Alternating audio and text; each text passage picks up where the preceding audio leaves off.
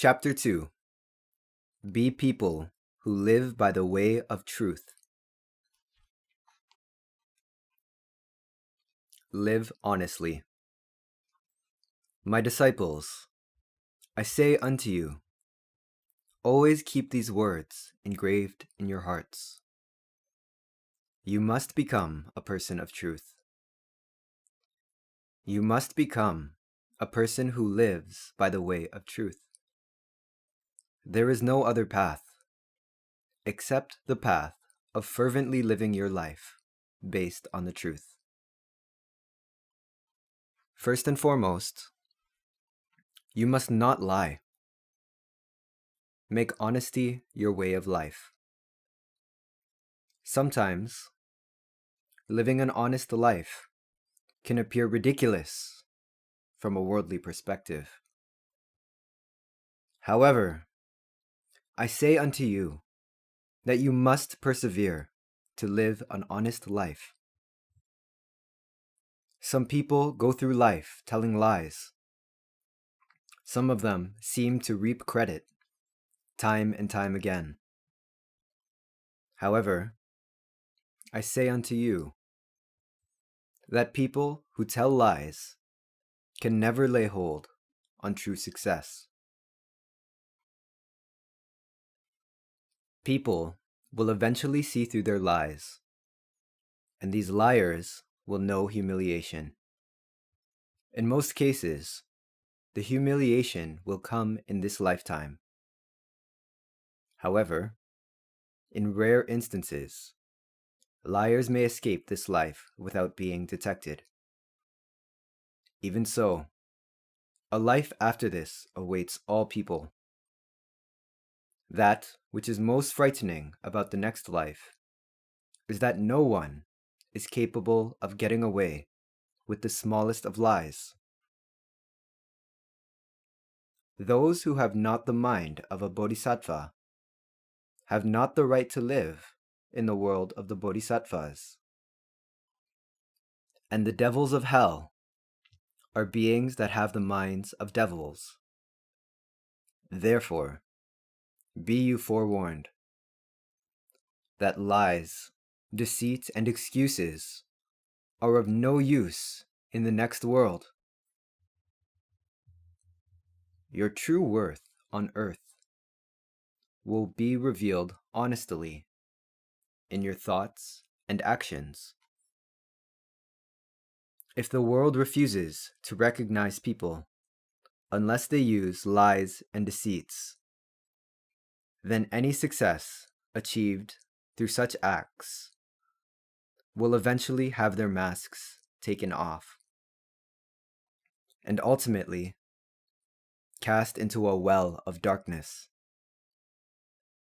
Thus, people who live honestly are the ones who emerge victorious in the end.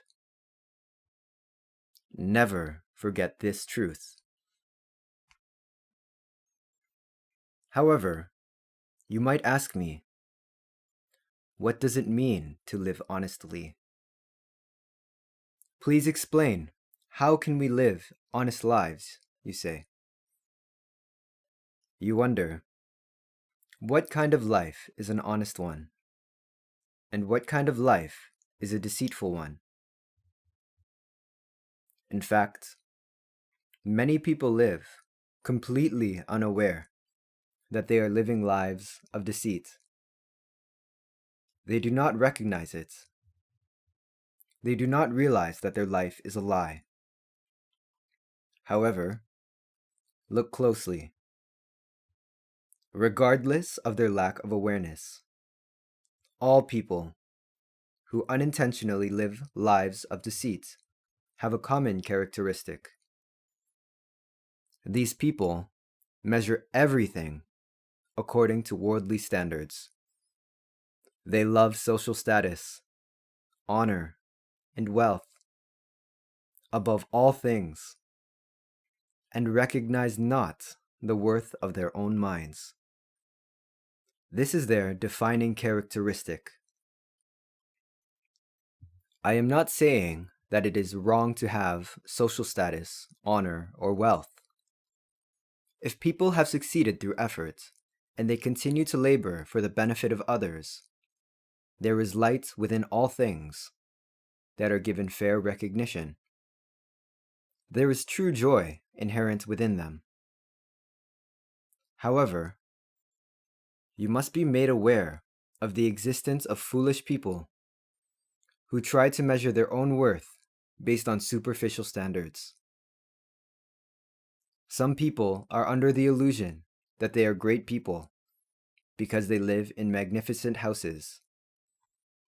Some people are under the illusion that they are important people because they drive around expensive cars.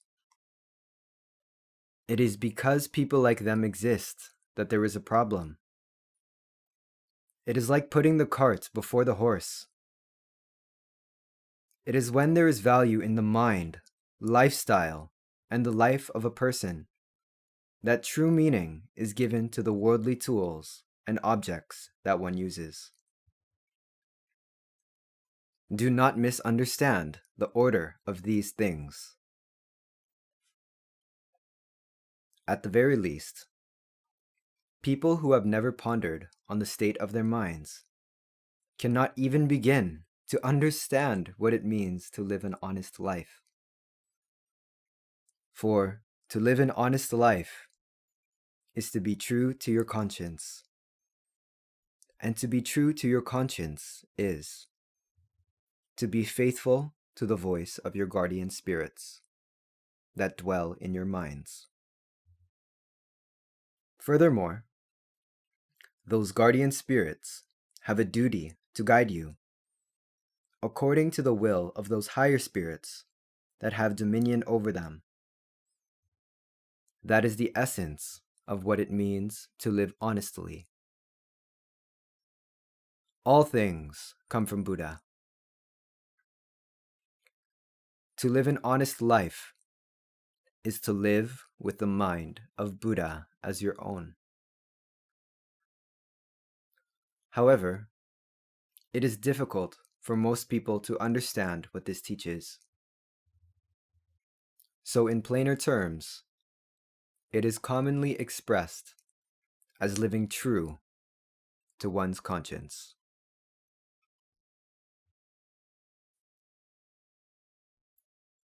Correct value standards. Yet, consider, look back on the thoughts you had in the past, and surely you will feel ashamed of some of them, and you will find others which you feel proud of as you recall the thoughts you harbored.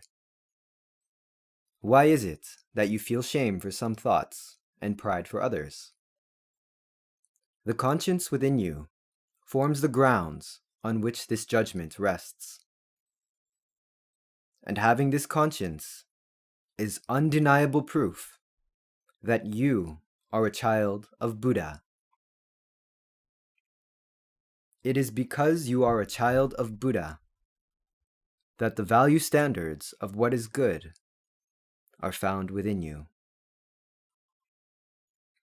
Thus, you must always be aware of the standards of correctness that are in your minds. While you might be able to fool others, you cannot fool yourself. You know every thought you harbored and every action you took. Thus, you must examine them in their plain form and make sure that you are not living a shameful life.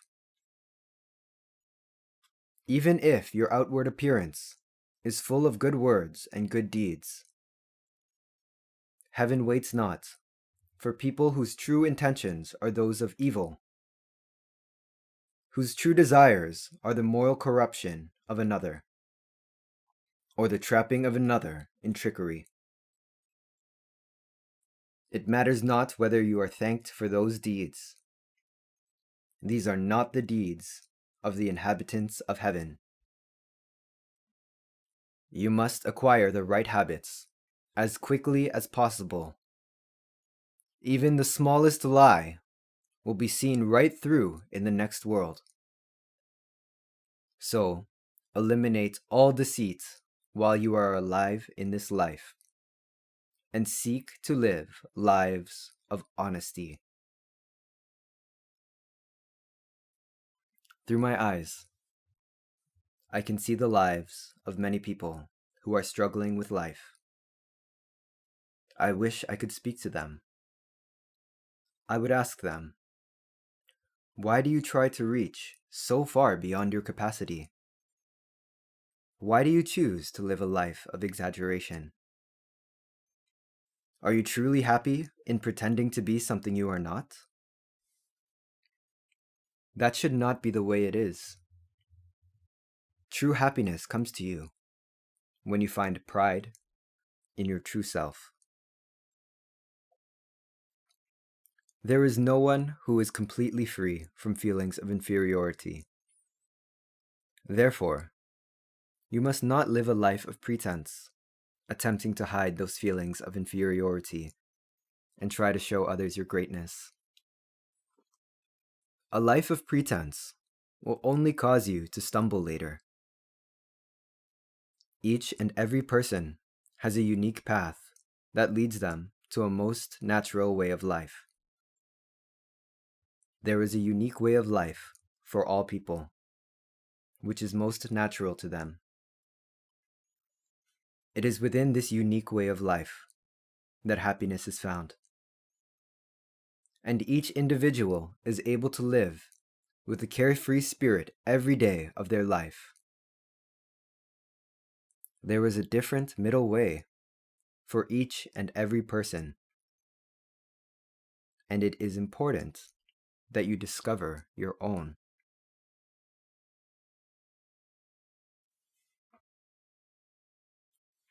A world that is proportionate to your efforts. Harboring jealousy is one thing that leads people astray from the middle way. Jealousy, an envious mind, will in no way bring you happiness. You must understand that. Jealousy is a snake with venomous fangs. If it sneaks into your mind, it will rob you of sleep.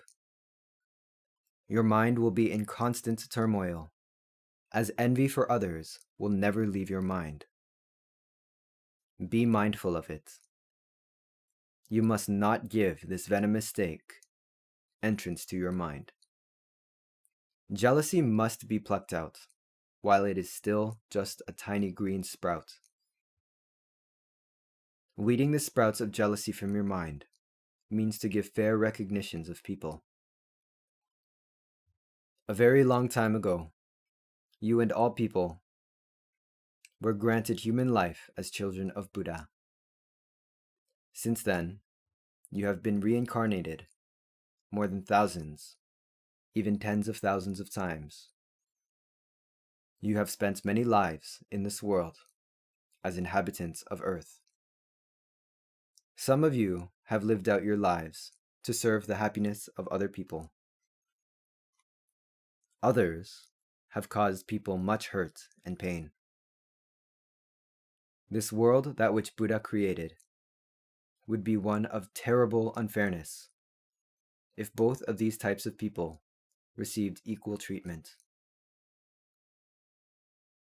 Through numerous reincarnations, each person's soul has developed in themselves different degrees of capacity in their souls.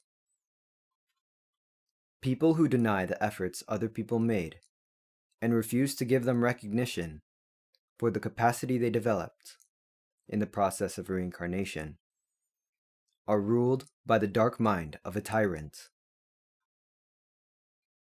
Surely you have heard the story of the ant and the grasshopper. The ant worked all summer long to gather food, but the grasshopper did not. Even though the ant warned the grasshopper that he should stop singing all day long and prepare for the future, the grasshopper only replied, "I'll take care of tomorrow another day." The grasshopper just played his days away. Eventually, the leaves fell from the trees. Autumn winds began to blow, and Old Man Winter blustered in. The ant, having worked all summer long, ate the food he had collected and survived the winter.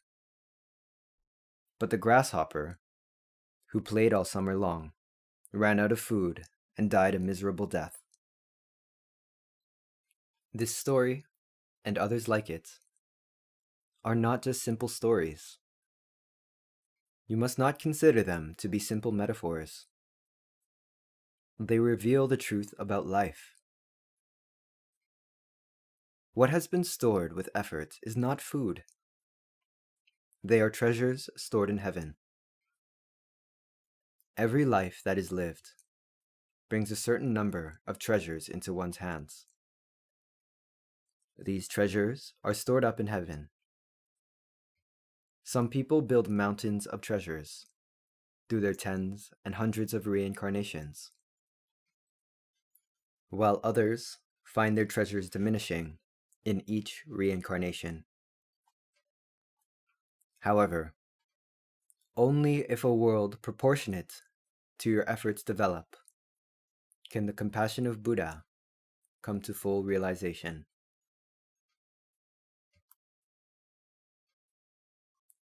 Live your life to the fullest. Do not envy others for the sake of a mere trifling. You must not let your mind be clouded by jealousy because somebody else was born into a better home, nor because someone has successful parents, nor because someone was born in the big city, nor because someone has a sibling with an excellent career, nor because someone was born with beauty and better looks. All people have a past and have worked to build themselves into what they are. The results of those efforts is what is seen in them today. You cannot live another person's life. You must live your own life. You must keep in mind not to live someone else's life under your name, but to live out your unique life under your name. No one else can live your life for you, so treasure it. You must treasure your life as you would treasure your own name.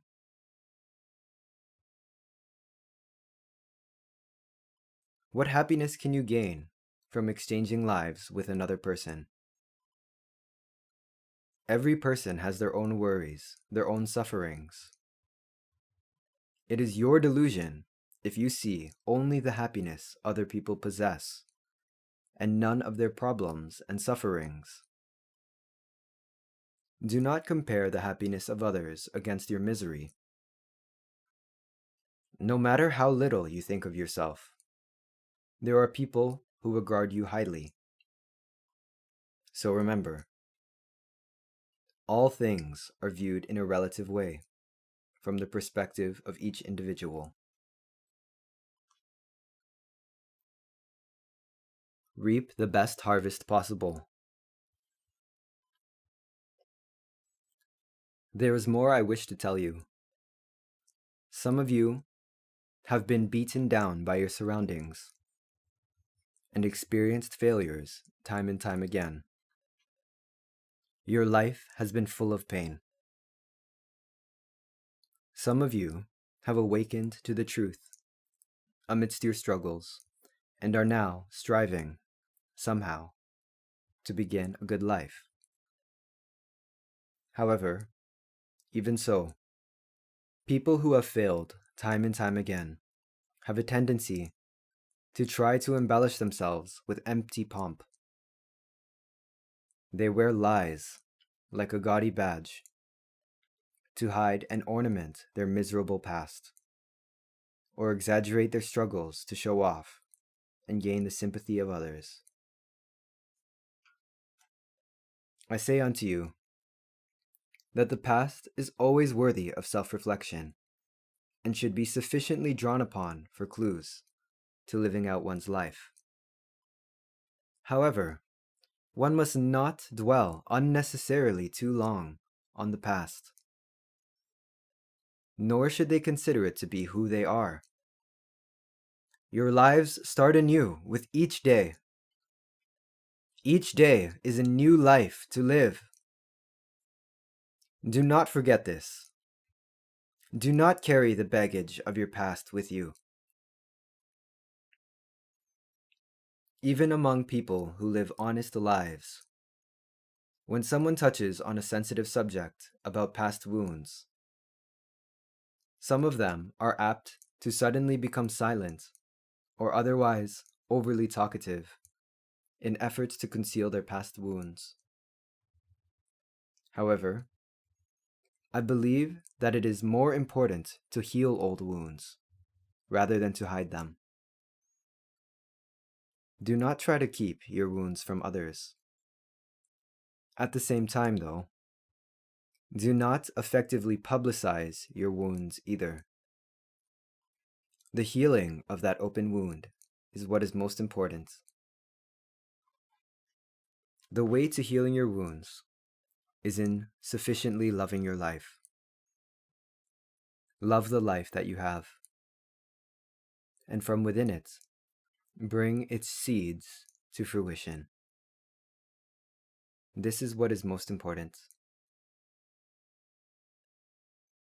Let us say that at this very moment, there is a great apple orchard spread out before us. In this orchard are great trees. They have stood for decades, and others that are only several years old. The young trees are small, and the old ones are tall. The number of fruit that a certain tree can bear is dependent on how large it is. However, it is not important how many apples each tree will bear. The question, will I be able to bear many fruits, is not of the utmost importance. What is important is that each tree, even the smallest one, does all it can to bear as much its own. And that is not all. It is not enough simply to bear fruit. Each tree must make its fruits the sweetest, juiciest possible.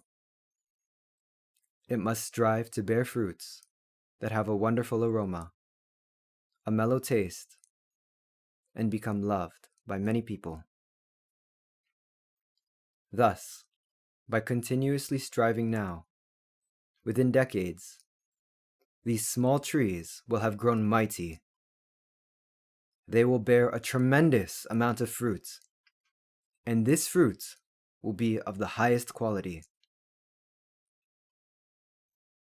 It is the sincere effort of a tree in its stages of youth that will bring these results to pass. You must not desire to become another tree.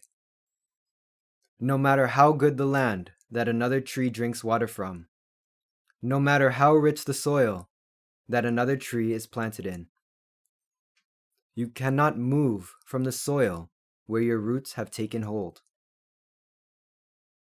You must do all that you can to accomplish greatness in the place where you are. You must not allow your mind to be affected by the appearance of other trees. Bearing the best fruits possible in the environment you are in is a necessary step in finding true happiness. The Joy of Selfless Deeds. I have shared with you the parable of the apple trees. Again, deeply savor these words in your minds. Life is like these apple trees. They make delicious apples for people to enjoy. The farmer who grew those apples may receive monetary compensation for his work. But the tree that actually bore the fruit receives nothing. not even a single coin, not even a small reward. No one offers the tree any word of thanks, such as, "Good job bearing that fruit." Regardless, though, the trees continue on living their lives. The trees know that as long as they are apple trees, they will find joy in bearing bushels of delicious fruit year after year. They will not stop bearing fruit the next season, simply because no one praised them. They continue to strive day by day to bear the best apples possible, in spite of being eaten by insects, blown about by the wind, or battered by storms. Now, there is something that I would say unto you. Never say, "No one praises me, even if I'm doing the best I can." Even apple trees do not seek to be praised. Is not humankind greater than an apple tree? If this is so, then seek not the praise of others. Do not seek to receive reward from others. Fulfill your duty, regardless of whether or not you receive recognition.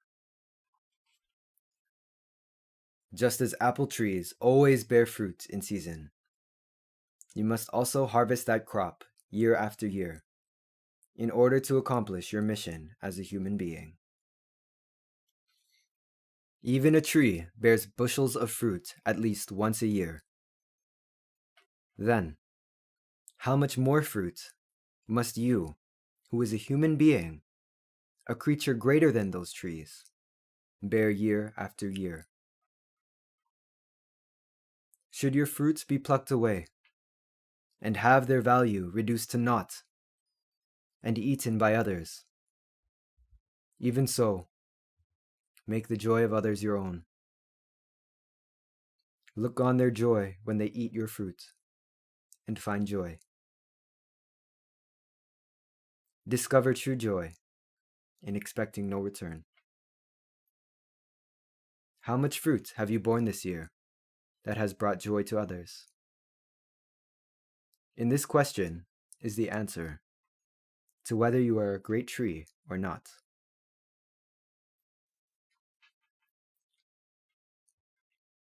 The joy of Buddha. Listen well to my words. Every person, without exception, unavoidably suffers in this third-dimensional world from some degree of low self-esteem. You seek the words of others. You seek the regard of others. You seek advice from others. Without these things, you feel that your life is worthless and empty. Some of you lose all hope from a single voice of criticism, even if you have received praise from many other people. But I say unto you, that as long as you are living dedicated, true, and honest lives, Buddha is always watching over you. Even if people give you no recognition, Buddha's eyes are always fixed upon you. Buddha's eyes are always fixed on your loving deeds.